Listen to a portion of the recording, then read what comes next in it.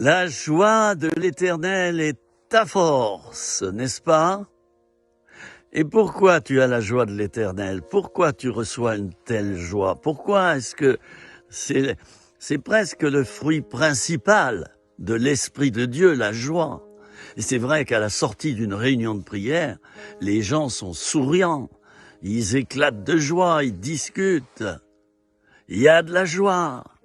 Hein? C'est une chanson française, il y a de la joie. Bonjour, bonjour les hirondelles. Alors mon ami, pourquoi tu aurais sujet à avoir de la joie aujourd'hui? Oh, mais je pourrais te faire une liste. J'arriverai pas à la terminer. 1. Si tu as accepté que Jésus est le Fils de Dieu, qu'il est mort et ressuscité pour toi sur la croix. Et si tu lui as demandé pardon à Dieu pour tes péchés, et ça c'est à refaire chaque jour, ça s'appelle la repentance. Alors si tu as fait ça, et si tu as donné ton cœur au Seigneur, de même qu'on peut donner son corps à la médecine, on peut donner son cœur, son âme et son esprit au Seigneur Jésus qui est vivant. Ben oui, parce que la pierre a été roulée, il est sorti du tombeau. Et il a apparu à ses disciples. Et puis il est remonté au ciel où il s'est assis à la droite du Père. Ça, c'est ce qu'on appelle la fête de l'ascension. Hein? Monter. Jésus est monté. Une voix s'est fait entendre. De la même manière que vous voyez le Fils de Dieu s'élever, de la même manière, vous le verrez revenir. Tout le monde le verra.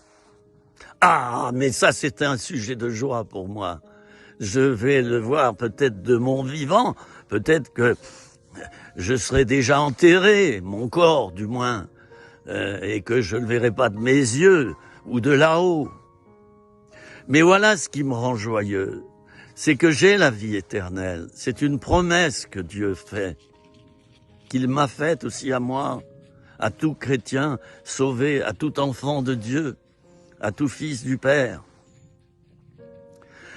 Oui, j'ai la vie éternelle. J'ai le pardon de mes péchés.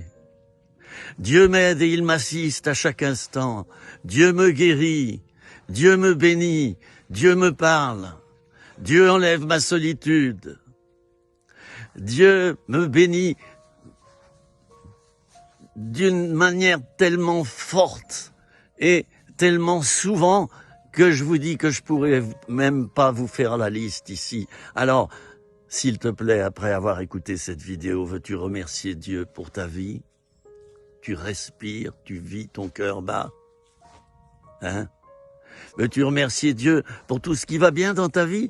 Il y en a, ils font que déprimer pour tout ce qui va mal. Seulement. Mais il faut que tu regardes qu'il y a peut-être 90% des choses qui vont bien dans ta vie. As-tu remercié Dieu pour tes lunettes? Moi, je suis myope comme une taupe. Par contre, je ressemble pas à une taupe, vous êtes d'accord? Eh bien, as-tu remercié Dieu pour l'opticien, pour l'ophtalmo? C'est vrai que c'est difficile d'avoir un rendez-vous chez l'ophtalmo de nos jours. Mais as-tu remercié Dieu pour ces vocations? Parce que c'est vraiment un métier. Hein? Moi, je remercie Dieu pour mes lunettes qui me permettent de voir correctement et de conduire. Et je remercie Dieu pour tout, pour le vêtement, pour le manger, pour le boire. Je remercie Dieu pour le sommeil. Je remercie Dieu pour le confort. Je remercie Dieu pour tout. Je souffre avec ceux qui souffrent. Je pleure avec ceux qui pleurent. Je me réjouis avec ceux qui se réjouissent. En tout cas, toi, réjouis-toi pour tout ce qui va bien dans ta vie. Et c'est pas terminé. Ça va continuer. Dieu va te bénir.